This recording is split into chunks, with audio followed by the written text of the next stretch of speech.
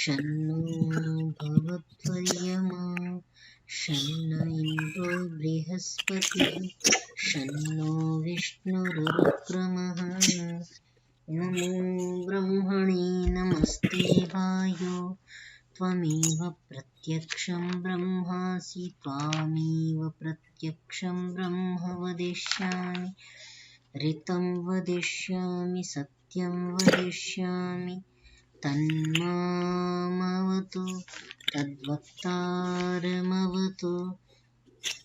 अवतु माम् अवतु वक्तारम् ॐ शान्ति शान्ति शान्तिः। सर्वेभ्यो नमः। नमो नमः। आज सभी लगता है छुट्टी के मूड में है, कक्षा की इच्छा नहीं है लगता है। आज साथी छुट्टी करने की अपेक्षा में दिख रहे हैं। क्या रात में जगना वगना हो रहा है ना, इसलिए क्या?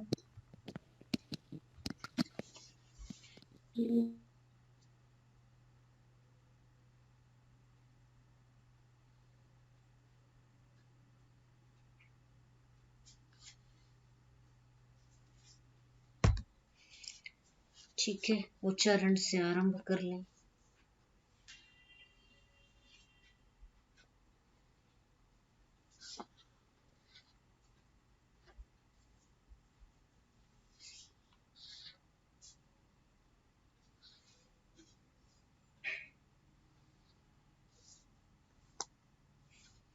कर लीजिए दोनों। महोदय स्क्रीन में दिखा दीजिए। अच्छा, हाँ, गार्गी के संवाद से आरंभ होना है। 803 पृष्ठ संख्या से तृतीय अध्याय का छठा ब्राह्मण। मेरे पास यहाँ बुक नहीं है। ठीक है, मैं जस्ट शेयर करती हूँ।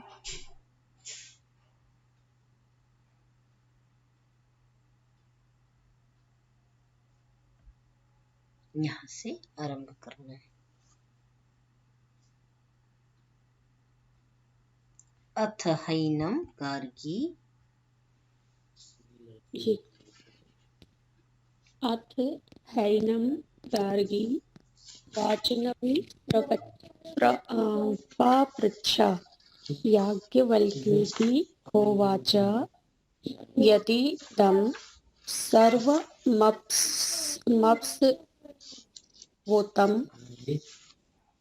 च प्रोतं च कस्मिन्नु खल्वाप पोताश्च प्रोताश्च इति वायो गार्गी इति कस्मिन्नु खलु वायुः पोतश्च प्रोतश्च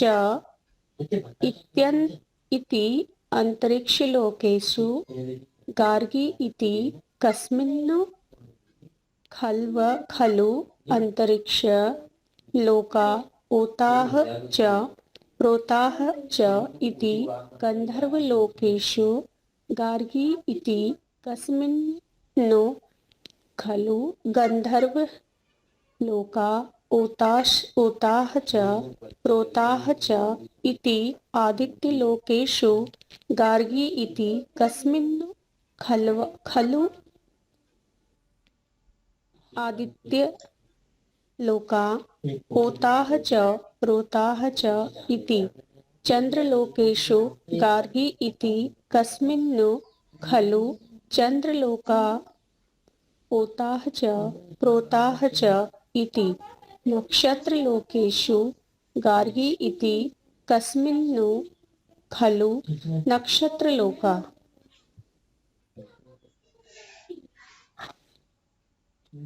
ओताः च प्रोताः च इति देवलोकेषु गार्गी इति कस्मिन्नु खलु देवलोका ओताः च प्रोताः च इति इंद्रलोकेषु गार्गी इति कस्मिन्नु खलु लोका ओताः च प्रोताः च इति प्रजापतिलोकेषु गार्गी इति कस्मिन्नु खलु प्रजापतिलोका ओताः च प्रोताः च इति ब्रह्मलोकेषु गार्गी इति कस्मिन्नु खलु ब्रह्मलोका ओताः च प्रोताः च इति स होवाच गार्गी माति मा माति माति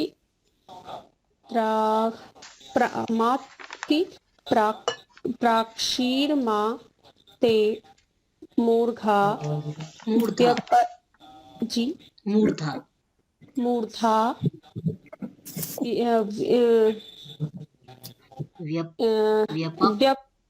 व्यपत् तदनति प्रसन्यां वै दैवता मति पृच्छसि गार्गी माति प्राक्षिः इति ततोह गार्गी वाचक्नव्युपरराम। जी धन्यवाद। देखते हैं ये याज्ञवल्क्य, हाँ जी, याज्ञवल्क्य गार्गी का संवाद आरंभ हो गया है। चूंकि याज्ञवल्क्य से सभी प्रश्न कर रहे हैं, तो राजा जनक की सभा में एक विदुषी स्त्री गार्गी भी बैठी हुई है।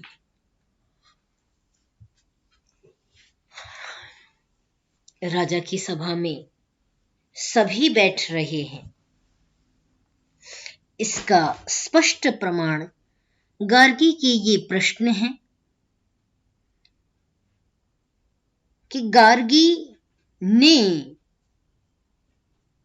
उस सभा में खड़े होकर के प्रश्न किया, जो स्पष्ट बताता है कि गार्गी कहीं बाहर से नहीं आई, अपितु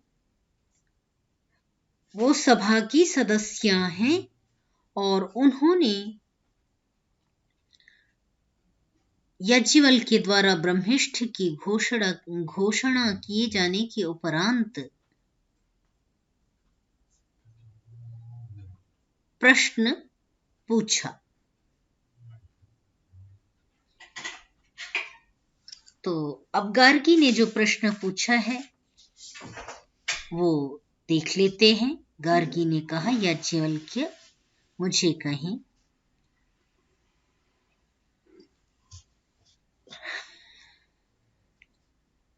कहा कि यत् इदं सर्वं अप्सु ओतं च प्रोतं च कस्मिन्नु खलु आपः ओताः प्रोताः च। यह समस्त धरा जल में ओतप्रोत है, इसके चारों ओर जल दिखाई देता है, जल ही जल विद्यमान है। तो कहा कि इसका एक ही भाग स्थल है, बाकी तो सारा भाग जल है, और उसके वो जो जल है वो चहुं ओर ओतप्रोत है।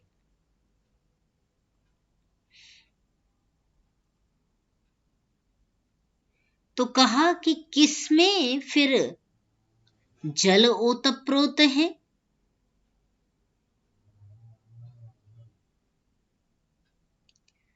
जब पृथ्वी जल में निमग्न हो जाती है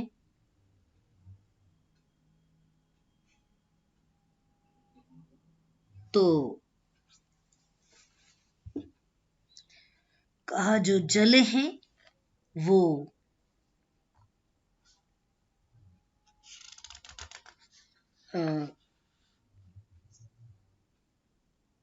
जल जो है वो वायु में ओतप्रोत हैं। प्रश्न किया था जल किसमें ओतप्रोत है, तो उसको याज्ञवल्क्य ने उत्तर दिया, हे गार्गी, ये जो जल हैं जो समस्त पृथ्वी में ओतप्रोत दिखाई देते हैं, वे जल वायु में ओतप्रोत हैं, क्योंकि जलों का आश्रयदाता वायु है।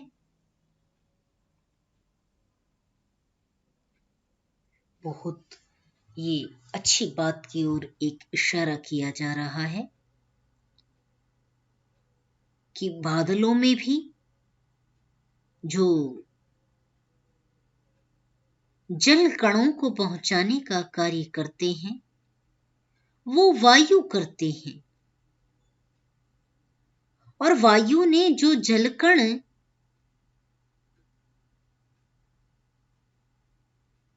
मेघ में पहुंचाए वही संघनीभूत होकर के पुनः पृथ्वी की ओर प्रस्थान करते हैं।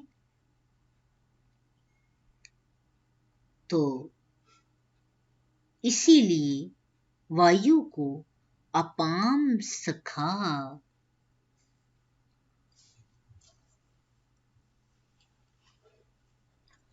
जलों का मित्र कहते हैं, और जो मित्र है वो जलों का आश्रयदाता होता है।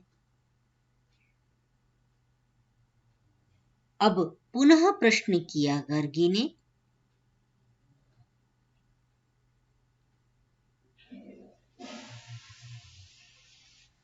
कहा कि ये जो वायु है वो वायु किसमें ओतप्रोत है,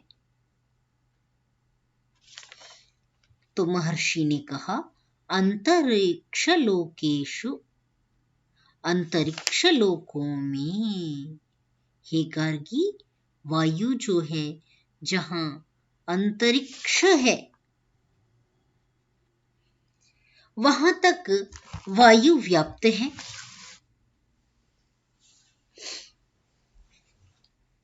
अब यहां पर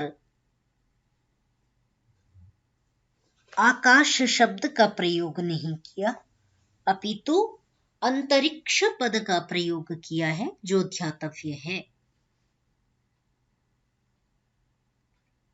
कि अंतरिक्ष में वायु व्याप्त है। गार्गी ने पुनः प्रश्न किया कि कस्मिन्नु खलु अंतरिक्ष लोकाः ओताः प्रोताः इति च। अच्छा, तो आपने कहा जल वायु में, वायु अंतरिक्ष में ओतप्रोत है, अंतरिक्ष किस में ओतप्रोत है ये बताएं।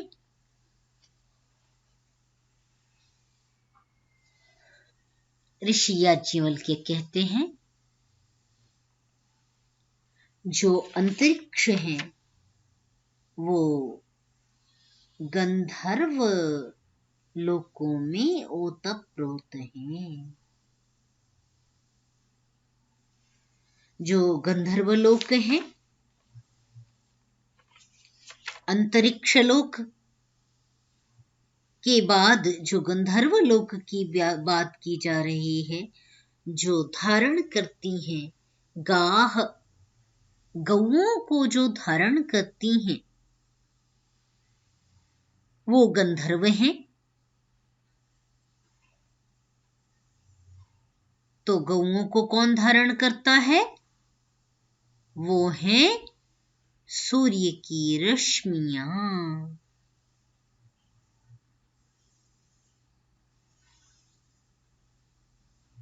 तो सूर्य की जो रश्मियां हैं वो गंधर्व कही जा रही हैं, और वे सर्वत्र व्याप्त हैं, और उसमें अंतरिक्ष रहता है, व्याप्त होता है, क्योंकि अंतरिक्ष किसमें ओतप्रोत है, इस प्रश्न के उत्तर में ही कहा कि वो गंधर्व लोक में ओतप्रोत है।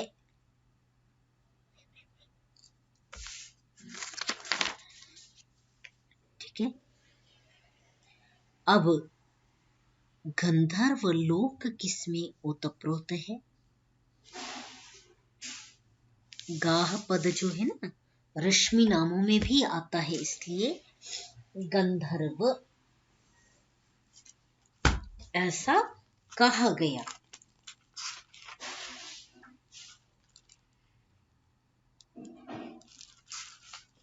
एक सेकंड दें तो मैं आपको साथ साथ बता भी देती हूँ,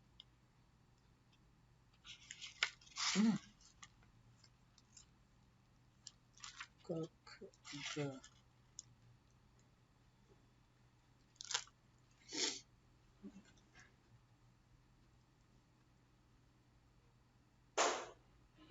इसमें तो नहीं लिख रहा। हाँ,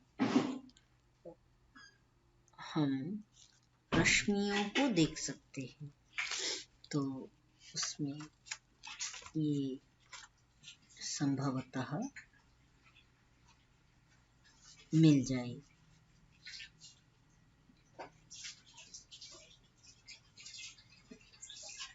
ये देखिए, खेदयः किरणाः गावः रश्मयः, तो गौपद आ गया ना।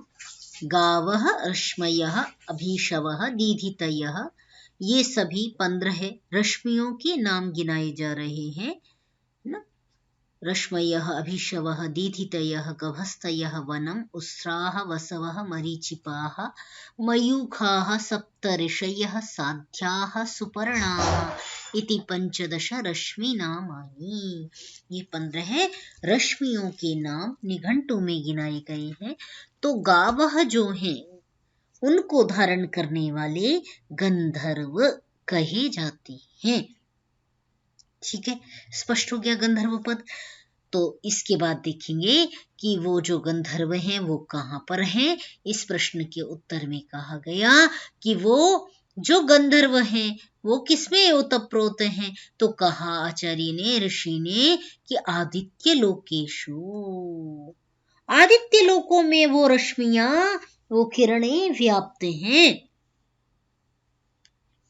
आदित्य ही उनको भेजता है, अतः वो रश्मियां आदित्य में व्याप्त हैं।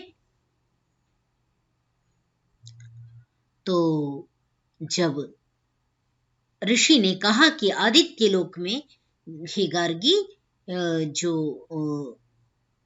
रश्मियां हैं, गंधर्व हैं, गंधर्व लोक के हैं, वो आदित्य लोक के पास में रहते हैं, आदित्य लोक में व्याप्त होते हैं। गार्गी ने पुनः प्रश्न किया, कस्मिन्नु खलु आदित्याः आदित्यलोकाः ओताः प्रोताः। जैसे हम प्रश्न करें और अंत पर जाने का प्रयास करें कि इसका आरंभ ये है, इससे इसकी उत्पत्ति होती है, इसकी इससे उत्पत्ति होती, तो अंततः जो पदार्थ है उस तक पहुंचने का प्रयास करते हैं। तो गार्गी भी चूंकि वाचक नवी हैं, विदुषी हैं, तर्कपरायणा हैं, तो वो प्रश्न पर प्रश्न कर रही हैं। वही पूछा कि आदित्य लोक किसमें विद्यमान है, तो कहा कि आदित्य लोक जो हैं वो चंद्रलोकों में विद्यमान हैं। हे गार्गी, संबोधनांत सब जगह गार्गी पद आएगा, हे गार्गी, और जब संधि हो गई तो गार्गीति ऐसा बन गया। ई ह्रस्व ह्रस्व मिलके दीर्घ संधि हो गई। अब बड़ी बात जो कह रहे हैं, आदित्य लोकों से ऊपर चंद्रलोक हैं।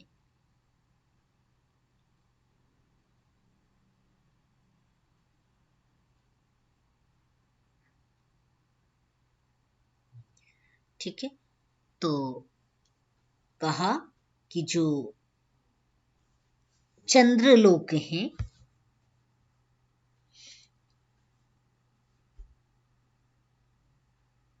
आदित्य जो है वो चंद्रलोक में ओतप्रोत है, चंद्र में समाया हुआ है। तो जिन चंद्रलोक की बात कर रहे हैं यहाँ पर वो थोड़ा सा विचारणीय है। वो चंद्रमा, ये जो चंद्रमा है जो दृश्यमान चंद्रमा है, यदि उसके विषय में इस घटना का चिंतन किया जाए तो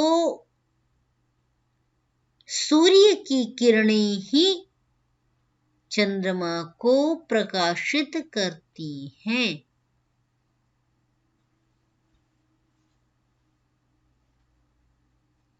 ठीक है। और वो जो किरणें चंद्रमा में ओतप्रोत होती हैं, वो उससे इस प्रकार नहीं माना जा सकता कि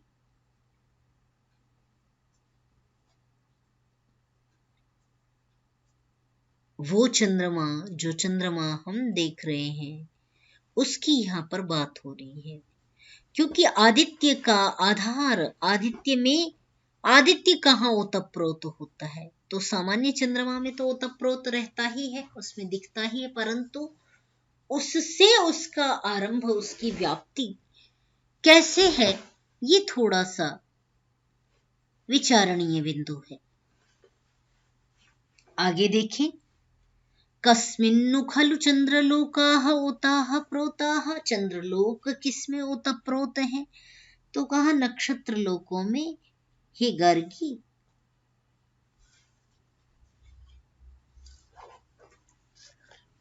चंद्रलोक जो है वो नक्षत्र लोक में ओतप्रोत है। कहा नक्षत्र लोक किसमें ओतप्रोत है? तो कहा देवलोकों में। और देवलोक किसमें ओतप्रोत है?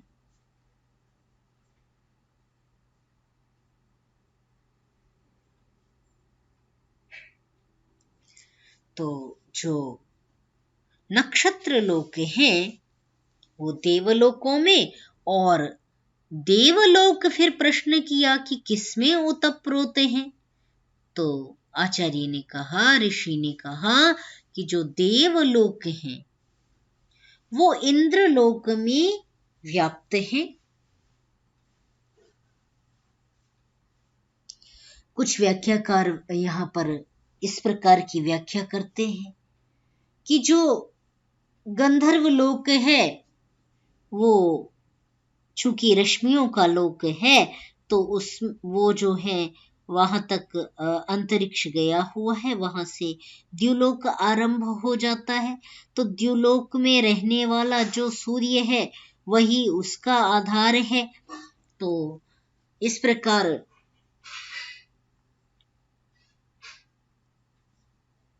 द्युलोक हो, देवलोक होना चाहिए। तो ये स्वयं चिंतन कर रहे हैं, और थोड़ा सा ये विचार का बिंदु भी है, शोध का बिंदु भी है कि देवलोक द्युलोक को क्या समझा जा सकता है। तो थोड़ा सा ये सही नहीं लगता, थोड़ा सा अस्पष्ट रह जाता है कि देवलोक द्युलोक की बात है।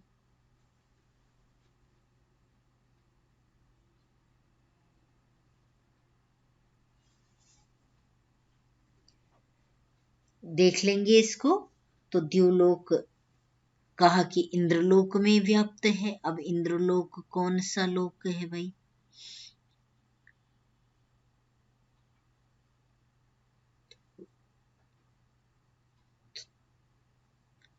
ठीक, तो इसको समझने का प्रयास करेंगे, चलते हैं।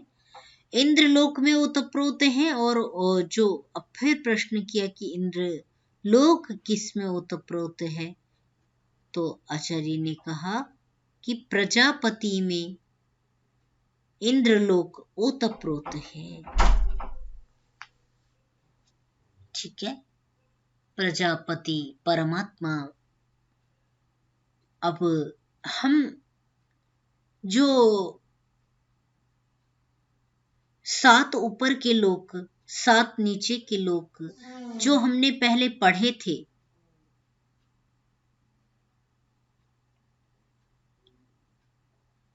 उसमें भूः भुवः स्वः महः जनः तपः।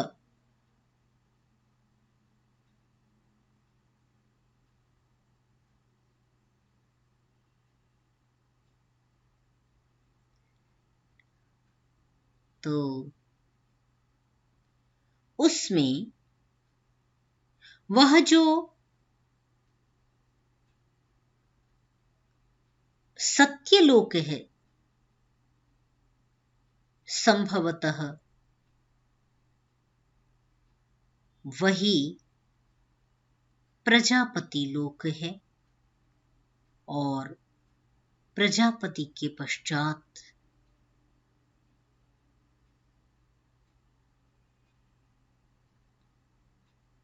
ब्रह्मलोक को समझा जा सकता है। प्रजापति के अनंतर ब्रह्मलोक है, अर्थात प्रजापति के लोकों तक की सिद्धि करने के उपरांत ब्रह्म की सिद्धि हो जाती है। अतः कहा कि प्रजापति जो लोक है, सत्य लोक है, वो ब्रह्मलोक का मार्ग है। अब गार्गी ने पुनः आगे बढ़ते हुए फिर प्रश्न कर दिया कि अच्छा, ऐसा कि उन लोकों से अनंतर, प्रजापति लोक से अनंतर ब्रह्मलोक है, तो वो ब्रह्मलोक किसमें ओतप्रोत है?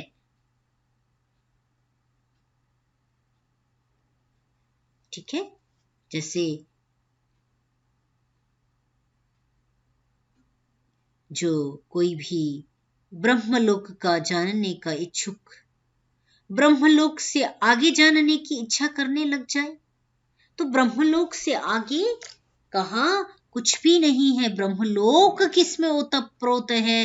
तो वो समस्त ब्रह्मांड में ओतप्रोत है, कोई भी लोक उससे बाकी नहीं है। इसीलिए ऋषि ने कहा, गार्गी माति प्रक्षीहि, हे गार्गी, सहुवाच गार्गी। वो ऋषि जो थे वो बोले, हे गार्गी, अति प्रश्न मत करो। अर्थात प्रश्न की एक मर्यादा होती है, वहां तक प्रश्न करो।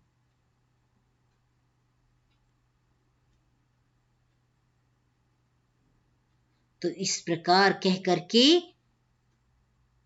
व्यक्तदनति प्रश्न्याम वै देवताम अति पृच्छसि, ऐसा कहा कि जो है, जो एक तो अति प्रश्न करता है और जो अनति प्रश्न करता है,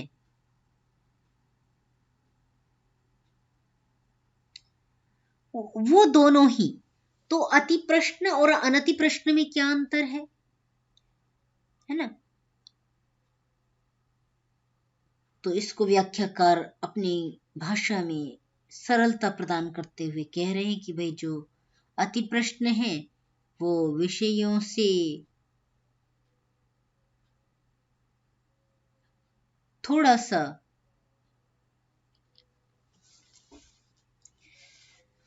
उपरम होकर के, जो अति प्रश्न जो कहा प्रत्यक्ष और अनुमान से, प्रत्यक्ष विषय जो है और अनुमान विषय जो है, कि अनुमान किया कि वहां पर धुआं उठ रहा है तो वहां पर अग्नि है, बादल दिख रहे हैं तो बारिश की संभावना है, सूर्य दिख रहा है तो प्रकाश और तेज की संभावना है, माने आएगा ही। तो अनुमान कर लिया कि मौसम साफ है तो आज सूर्य उदय होगा।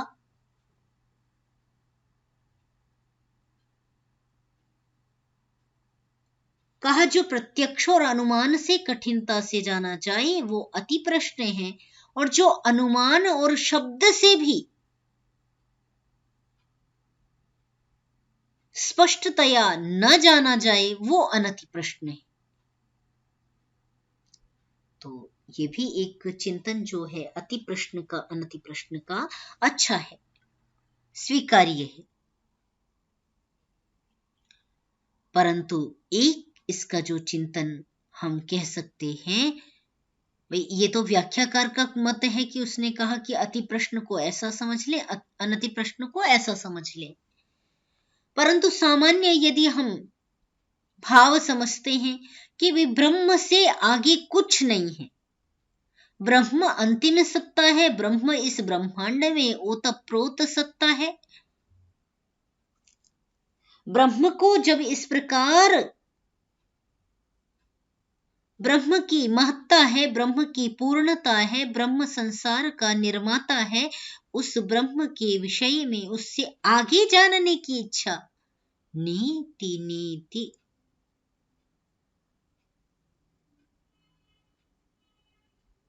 ठीक है,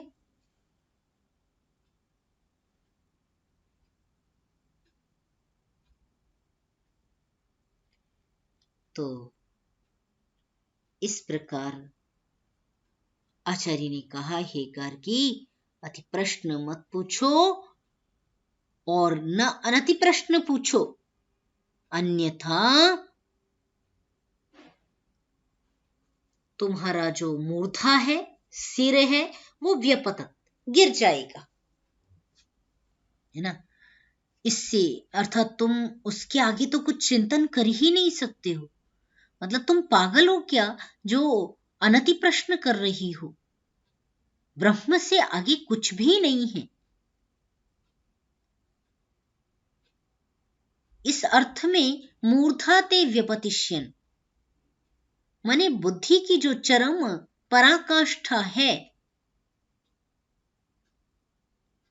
बुद्धि उससे बाहर का नहीं सोच सकती। अंतिम और चरम सत्य जो पर ब्रह्म परमात्मा की स्थिति है, उस ब्रह्म को जानने के बाद वो ब्रह्म किसमें ओतप्रोत ही जानने की यदि इच्छा करने लग गए, तो ये माने बुद्धिमत्ता का प्रश्न उसको नहीं माना। कहा तुम्हारा तो मूर्धा गिर जाएगा, मूर्धा ते तुम्हारा सिर गिर जाएगा। इसलिए अति प्रश्न मत कर, पर ब्रह्म के आगे कुछ भी नहीं है। पर ब्रह्म को साधने के लिए, अनंत प्रकाश को मस्तिष्क में साधने के लिए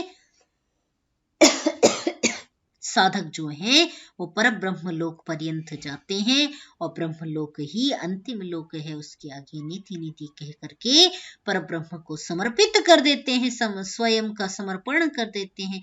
उसके चरणों में समर्पित होकर के पुनः मनुष्य जन्म ग्रहण नहीं करते हैं।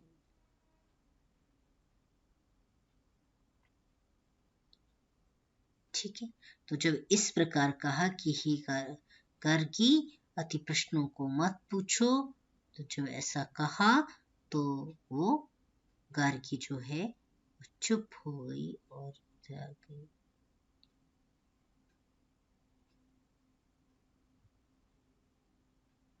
ठीक है, इतना स्पष्ट हुआ। अब आगे देखें।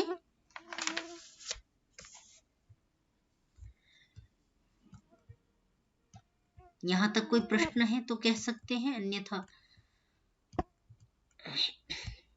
यहां पर व्याख्याकार ने अच्छा एक व्युत्पत्ति और इसका और व्याख्यान किया है कि भाई ये जो सारी बात यहाँ पर जो गार्गी के जो प्रश्न है, उसमें कहीं न कहीं यदि देखा जाए तो साम्यता 33 देवताओं के साथ है।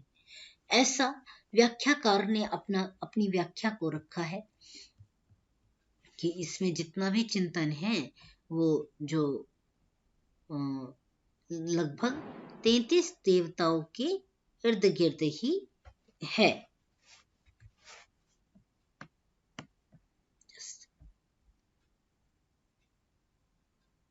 तो यहाँ पे कुछ कहना चाहे तो रख लें, अन्यथा देखते हैं आगे।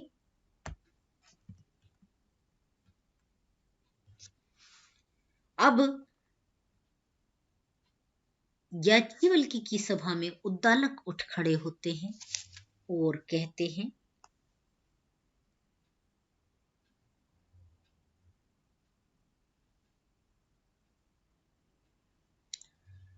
अथः एनम उद्दालकः आरुणिः पप्रच्छ।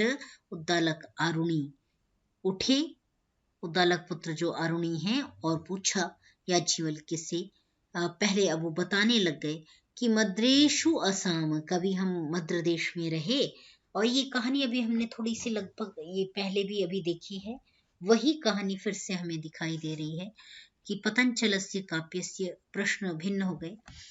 गृहेषु यज्ञम अधीयानः तस्यासीत् भार्या गंधर्व गृहीता। वो मद्र देश में वो विचरण कर रहे थे। विचरण करते हुए वो एक दिन पतंजल काव्य के घर में निवास करने गए। वहां पर जो उसकी जो उनकी जो स्त्री हैं, वो उन्होंने माने गंधर्व विवाह किया था इस प्रकार। और हाँ, कह रहे हैं कि हमने उस गंधर्व से पूछा, क्या पूछा कि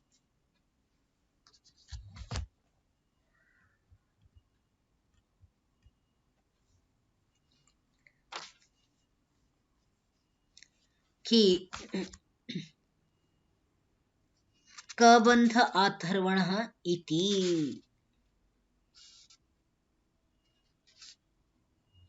कि भाई हमने उससे प्रश्न किया, हे गंधर्व तुम्हारा नाम क्या है। अच्छा, पहले ये प्रश्न है कोसी इति सुब्रवीत, पहले बताओ तुम हो कौन, अपना नाम बताओ, अपना परिचय बताओ।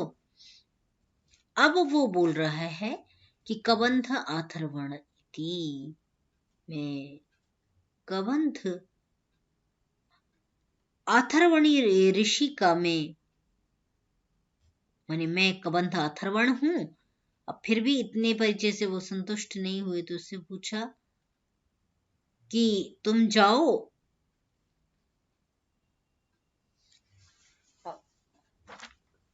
नहीं ऐसा नहीं, ऐसे ही देखते हैं कि भाई तुम कौन हो। उसके बाद उसको कहा कि भाई ये स्पष्ट करो कि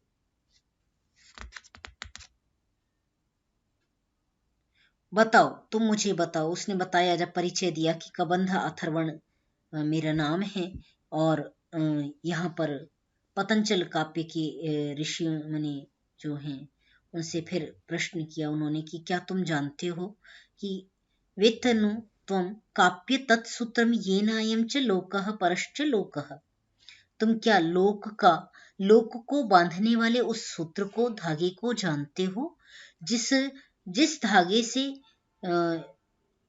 जिस धागे में ये दोनों ही लोक और परलोक बंधे हुए हैं। तो इससे उस लोक तक के जाने के मार्ग को क्या तुम जानते हो। काव्य ने बताया कि न।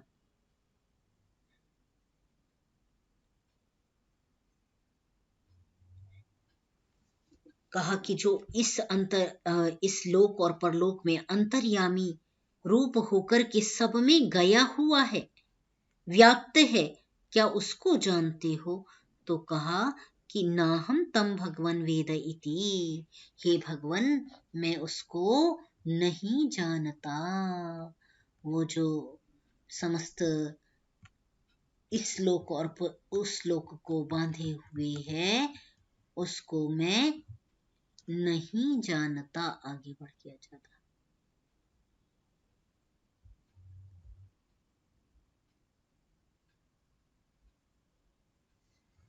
तो कहा कि अच्छा, यदि तुम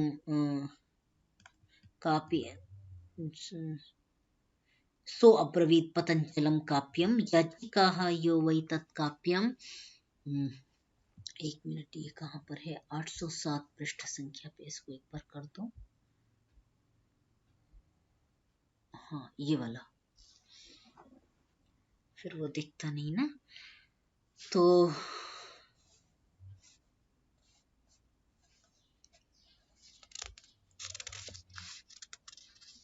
काव्य ने जब कहा कि मैं नहीं जानता, तो कहा कि अच्छा, जो इसको जानता है य इमं च। अब उसको याचिंग जो थे वो कहने लग गए, जब उसने कहा कि मैं उसको नहीं जानता, तो पतंचलम काप्यम याचिका हवेथ, उसको कहा कि जो इसको जानता है, तम अंतर्यामिणम यम च लोकम परम च लोकम सर्वाणि भूतानि च यो अंतरः यमयतीति, जो इनके अंदर व्याप्त हो रहा है उसको जो जानता है। क्या तुम उसको जानते हो जो इस लोक और परलोक के अंदर सबके अंदर व्याप्त हो रहा है? तो उसने कहा कि नहीं, मैं नहीं जानता हूं। तो कहा जो इस सूत्र को जानता है, इसके अंदर व्याप्त अंतर्यामी को जानता है, सह ब्रह्मविद सह लोकविद, वही ब्रह्म को जानने वाला होता है और वही समस्त लोक को जानने वाला होता है। अर्थात लोक से लेकर के जो धागा एक ही मणि में, जो माला एक ही धागे में गुथी हुई है, उसमें लोक भी है और परलोक भी है। उसके अंदर जो व्याप्त हो रहा है, जो गार्गी का भी प्रश्न था कि उस समस्त माला के अंदर जो ओतप्रोत होने वाला जो ब्रह्म है, उसके बाद क्या है, इस तरह गार्गी ने प्रश्न कर लिया। परंतु जो ब्रह्म समस्त ब्रह्मांड में ओतप्रोत है, उसके लिए काव्य ने प्रश्न किया कि जो एक माला के समान गुथा हुआ है, उसमें जो अंतर्यामी रूप से, जो सूत्र रूप से सबके अंदर विद्यमान हो रहा है, उसको जो जान लेता है वो ब्रह्म को भी जान लेता है, लोकों को भी जान लेता है, लोक माने पृथ्वी लोक को भी जान लेता है, उसको विजय प्राप्त कर लेता है। वो ब्रह्मविद, लोकविद, देवविद और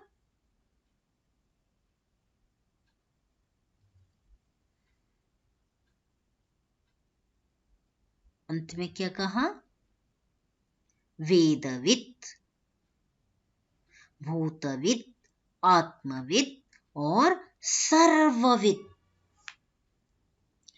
जो ब्रह्मवेत्ता होता है वो लोकवेत्ता भी हो जाता है, वो देवलोक को भी जानने वाला हो जाता है। वो जो ज्ञान है, वेद ज्ञान, उसको जानने वाला हो जाता है, वो समस्त प्राणियों को जानने वाला हो जाता है और वो स्वयं को भी जानने वाला हो जाता है। सर्वविद के साथ साथ बड़ी बात कही कि वो आत्मविद भी होता है।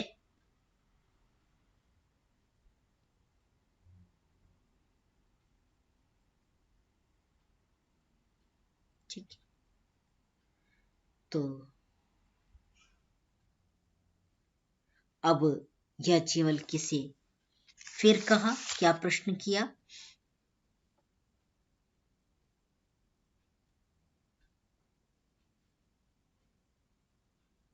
अच्छा,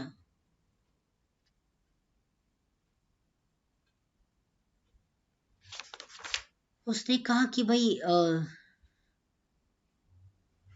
तद अहम वेद, कहा कि भाई इसको मैं जानता हूं, और तच्चेत्वम, यदि तुम उसको नहीं जानते हो, ये वेद तच्चेत्वम, यदि तुम उसको जानते हो तब तो अच्छी बात है। याज्ञवल्क्य, सूत्रम अविद्वांस्तम च अंतर्यामिणः ब्रह्म गवीः उदजसे मूर्धा ते विपतिष्यति। कहा कि यदि तुम उसको नहीं जानते हो, है ना, वो जो ब्रह्म की बात की जा रही है, उसको उस अंतर्यामी रूप ब्रह्म गवी ही,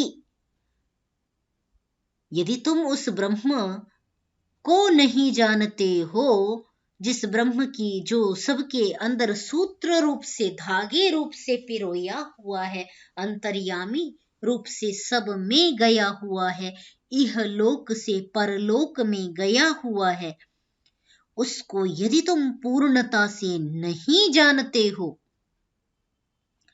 तो ब्राह्मणों को दी जाने वाली जो गौएं थी, ब्रह्म गवी जो है ना, जो ब्रह्मवेत्ता है उसके लिए निर्धारित की गई स्वर्ण जटित जो गौएं हैं,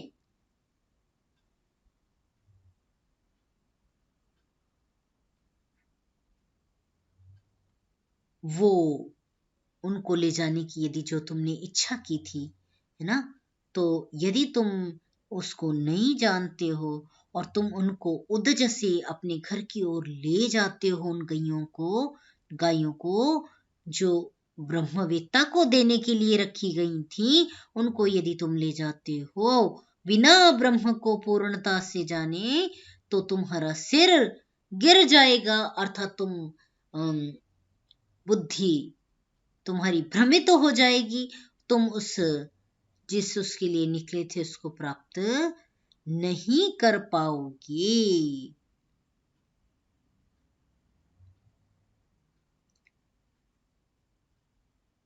ठीक है। मूर्धते विपतिष्यतीति वेद वै अहम गौतमः। इस सत्य को जानो और मैं निश्चय से, मैं जो गौतम हूं, है ना, उद्दालक वंश का जो मैं आरुणि, मैं गौतम हूं, क्योंकि आरुणि उद्दालक ने ये प्रश्न किया है। तो आरुणि उद्दालक कौन है? गौतम वंशी जो आरुणि उद्दालक है, मैंने पिता का नाम जो गौतम था, पहले भी ये 2 बार ये आ चुका है, 2-3 बार। तो जो गौतम यहाँ कह रहे हैं कि मैं जो आरुणि उद्दालक हूं, मैंने इस ब्रह्म ज्ञान को समझा है और जाना है, उसका मनन किया है, चिंतन किया है। मैं इस सूत्र रूपी अंतर्यामी ब्रह्म को जानता हूं। यह वै इदम कश्चित ब्रूयात्, जो कोई भी यह कहे कि वेद वेद इति, मैं जानता हूं, वो यदि वो न जाने, है ना, यदि वो नहीं जानता है, तो वो उसका मूर्धा गिर जाएगा। और यदि तुमने ये कहा कि मैं जानता हूं, तो उसको वैसा ही कहो, वैसा ही ठीक ठीक उस सूत्र के विषय में, उस अंतर्यामी परब्रह्म के विषय में यहाँ पर जो प्रश्न उपस्थित हो रहे हैं तुम्हारे समक्ष, उनका उद्देश्य ही है कि वो ब्रह्म के विषय में कहीं संशय युक्त थे किसी विषय को लेकर के, अतः वो ब्रह्म को सिद्ध नहीं कर पाए। तो दोष क्या है?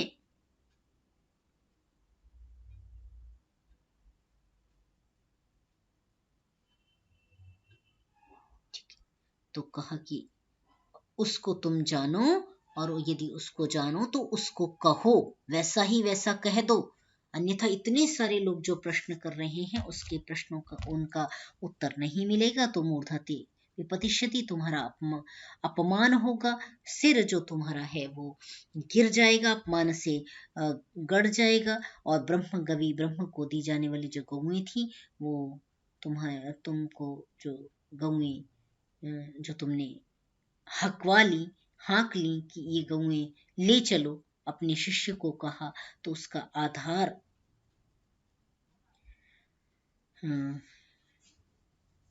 स्पष्ट करना आवश्यक है। इसलिए तुम सही सही अर्थ में ब्रह्म क्या है, इसको सबके लिए स्पष्ट करो, सबके लिए कहो।